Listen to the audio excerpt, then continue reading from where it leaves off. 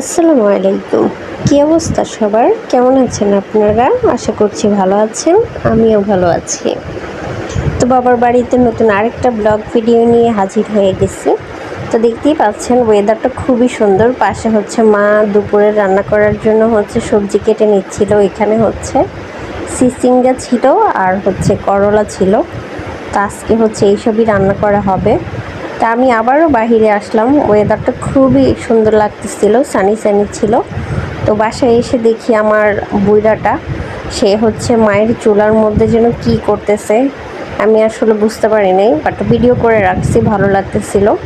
তো এরপর দুপুরে গোসল করে বসলাম। পরে মা ডেকে বলল যে গাছে অনেকগুলো লেবু হয়েছে আর সব লেবু নাকি কাঠবিড়ালি খেয়ে ফেলতেছে। তো মা লেবু পাড়তে আসলো, সাথে আমিও আসলাম। আর আমি আসবো, লাল টুকটুকটা আসবে না তা কি হয়? তো সেও একটা লাঠি হাতে নিয়ে চলে আসছে। এই যে অনেক লেবু ধরেছে, মা অলরেডি অনেক লেবু পেড়ে ফেলছে। আমাদেরকে ডেকে সে আর এসে পাড়া শুরু করছে। যদিও অনেক লেবু ছিল গাছে, দেখতেই পাচ্ছেন অনেক লেবু খেয়েও ফেলেছে কাঠবিড়ালি। তো আম্মু পারছে, দেন কাঠবিড়ালি খেয়েছে। সব মিলিয়ে দেখতে পাচ্ছেন অনেক লেবু মনে হচ্ছে, কিন্তু এখানে অনেক লেবুই কাঠবিড়ালি অলরেডি খেয়ে ফেলছে। তো বাবু যেহেতু একটা লাঠি নিয়ে আসছে, সেহেতু সে কি দাঁড়িয়ে থাকবে? বাচ্চারা কি দাঁড়িয়ে থাকার লোক? তো সেও লেবু পাড়ার চেষ্টা করতেছে। তো এখানে দেখতেই পাচ্ছেন অনেক লেবু খেয়ে ফেলেছে। আমি সেগুলোই আপনাদেরকে দেখানোর চেষ্টা করতেছিলাম, যেহেতু লেবু গাছের নিচে দিয়ে যাচ্ছি, অনেক কাটা থাকতে পারে, খুব সাবধানেই ভিডিও করা লাগতেছে আমার। আর অনেক মশা ছিল, যেহেতু এখানে অনেক গাছপালা ছিল, যার কারণে প্রচুর মশা ছিল। তো মা কীভাবে যে পারতেছে আমি বুঝতেছিলাম না। আমি বাহিরে দাঁড়িয়ে ভিডিও করতেছিলাম, তাতেই আমাকে অনেক মশা কামড় দিচ্ছিল। অনেক রোদ ছিল, তারপরও কোত্থেকে যে এত মশা আসছে আল্লাহই জানে। তো এই যে আমি আপনাদেরকে লেবুগুলো দেখিয়ে দিচ্ছি। লেবুগুলো খুবই ছোট লেবু, দেখতেই পাচ্ছেন। এটা কাগজি লেবু বলে। তো এটা এখনও পাকে নাই, আমি যেগুলো ধরতেছি এগুলো এখনও পাকে নাই, এগুলা পাকতে একটু সময় লাগবে। উপরে উপরে অনেকগুলো পাকছে, মা তো অনেকগুলো পারছেও।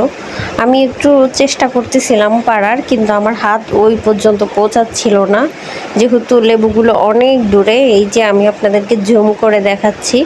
মা একটা লাঠির উপর কাছি বেঁধে লেবুগুলো পারতেছিল, যার কারণে মা খুব সহজেই লেবুগুলো পারছে। আমার এই যে হাতও যাচ্ছে না, আমি কি লেবু পারবো? মা আমাকে অযথাই ডেকে নিয়ে আসছে, কারণ আমি মায়ের কোনো সেবাই করতে পারতেছি না, কোনো সাহায্যই করতে পারতেছি না। জাস্ট আমি বাইরে দাঁড়িয়ে দাঁড়িয়ে আপনাদের জন্য ভিডিও করতেছি, এতটুকুই।